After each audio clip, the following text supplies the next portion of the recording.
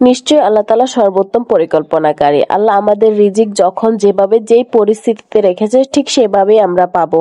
Hello everyone, আসসালামু আলাইকুম। এবার রমজান আসার আগে কিছু পরিকল্পনা করে রেখেছিলাম, যেগুলা আসলে কার্যকর করতে পারিনি বা হয়নি কোনোভাবেই। যেটা আল্লাহ আমাদের জন্য রেখেছে সেটাই হয়েছে, জানি না শেষ পর্যন্ত কি হবে বা কোথায় রেখেছে। তো আজকে হচ্ছে কিছু কথা বলবো আমার। তো প্রতিটা বছরই হচ্ছে রমজানের মার্কেট নিয়ে সবাই কিন্তু যে যার সাধ্য মতো, ধনী গরিব ছোট বড় সবাই যে যার সাধ্য মতো, আমরা যারা মুসলিম আছি তো সবারই একটা মনের মধ্যে খুব ভালো একটা আনন্দ কাজ করে যে আমরা ঈদে কেনাকাটা করব। কারো কোনো অভিযোগ থাকে না, তারপরেও হচ্ছে যে যা সাধ্য মতো প্রয়োজন মতো চাহিদা মতো কিনে ফেলে। তো এরকমটা সবাই করে, তার ব্যতিক্রম আমিও নই। তো প্রতিটা বছরই হচ্ছে ফ্যামিলির সবাইকে টুকিটাকি নিজের সামর্থ্য অনুযায়ী যতটুকু পারি দেই। তো সেই অনুযায়ী হচ্ছে সবাই কেনাকাটা করতে করতে দেখা যায় নিজেদের, আমার হাজবেন্ড এবং হচ্ছে বাচ্চাদের কেনাকাটা করতে গেলে একদম লাস্ট হয়তো বা ঈদের আগে বা আমি চলে যাই, আমার হাজবেন্ড আমাদের জন্য কিনে তারপর নিয়ে যায়।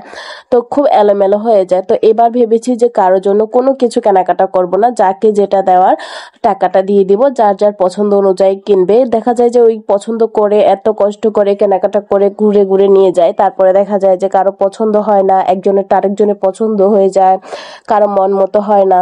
তো সবকিছু মিলিয়ে ভাবলাম যে না, এবার যার যার টাকাটা তাকে তাকে দিয়ে দেব যতটুকু পারি সামর্থ্য অনুযায়ী। এবার আমার অবস্থা খুবই খারাপ, তারপরেও নিজের যে ছোট একটা ইচ্ছা এটা তো আর কখনোই অপূর্ণ রাখতে পারি না। তো সে অনুযায়ী হচ্ছে ভেবেছিলাম যে টাকাটা দিয়ে দেব, আর 10 থেকে 15 রমজানের মধ্যে আমার এবং আমাদের বাচ্চাদের, আমার হাজবেন্ডের, আমার শাশুড়ি মায়ের, শুধু আমরা যারা নিজের ফ্যামিলির সদস্য ভাবছিলাম যে শুধু তাদের জন্যই হচ্ছে কেনাকাটা করবো এবং 10 থেকে 15 রমজানের মধ্যেই হচ্ছে সবটা কেনাকাটা করে শেষ করে ফেলবো। যা আছে সামর্থ্য অনুযায়ী, আমাদের চাহিদা খুবই, আল্লাহ তাআলা খুবই সামান্য দিয়েছে এবং আলহামদুলিল্লাহ আমাদের চাহিদা অনুযায়ী আমাদের সামর্থ্য আল্লাহ দিয়েছে। তো সেটা চিন্তা করে রেখেছিলাম এবং সেই অনুযায়ী প্রিপারেশন নিচ্ছিলাম। তো যে আল্লাহ তাআলা আমাদের জন্য যা পরিকল্পনা করে রেখেছে, একদম 10 থেকে 15 রমজানের মধ্যে হচ্ছে আমার হাজবেন্ড খুব ভালোভাবে একটা অসুস্থ হয়ে যায়। ওর ঠান্ডা জ্বর সবকিছু মিলায়া 10-15 রমজান পর্যন্ত আমার সেই ব্যস্ততায় কেটে যায় এবং 15 রমজানের মধ্যে ওকে হসপিটালে নিয়ে বেশ ভালোভাবে খুব দৌড়াদৌড়ি করতে হয়।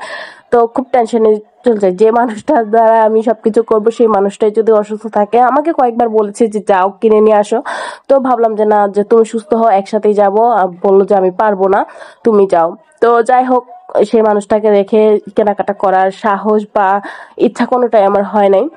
তো শেষমেশ ভেবেছিলাম যে ও যদি একটু সুস্থ হয়, সে নাও যেতে পারলেও হয়তো বা বাচ্চাদেরকে নিয়ে বাসা থাকলো, আমি গিয়ে টুকিটাকি কেনাকাটা করব। তো সেই মোতাবেকই চলছিল। পরে আজ 3-4 দিন যাবত তো আমার অবস্থাও খুব খারাপ অবস্থা। তো এটাই বলার চেষ্টা করলাম যে আসলে আল্লাহ যা যা রিজিকে যাই রাখবে সেটাই। তো আজকে চলতেছে 21 রমজান। তো আজ পর্যন্ত আমার একটা সুতা পর্যন্ত কেনাকাটা হয়নি।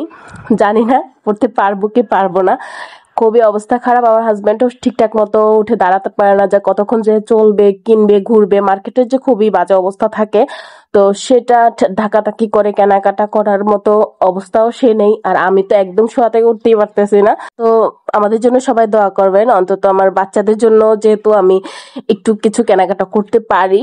কারণ আল্লাহ তো সামর্থ্য দিয়েছে, কিন্তু এতটা দুর্বল করে ফেলেছে যে বাচ্চাদের জন্য যে কিছু কিনবো। আর আমার বাচ্চারা অনেক ছোট, ওদের শখও আছে যে কিছু মানে পড়বে বা, তো ওইটুকু পরিমাণ শক্তি যেন আল্লাহ তাআলা আমাদের দুইজনের যে কাউকে একজনকে দেয়, যেন সুস্থ হয়ে বাচ্চাদেরকে কিছু কিনে দিতে পারে। তো পরিশেষে এটাই বলবো যে আল্লাহ আমাদের জন্য যা পরিকল্পনা করে রাখে সেটাই আমাদের মেনে নিতে হবে, বা তার উপরে আমরা যে যত চেষ্টাই করি কখনোই যেতে পারবো না। আজ এ পর্যন্তই, সবাই ভালো থাকবেন, আমাদের জন্য দোয়া করবেন। আল্লাহ হাফেজ।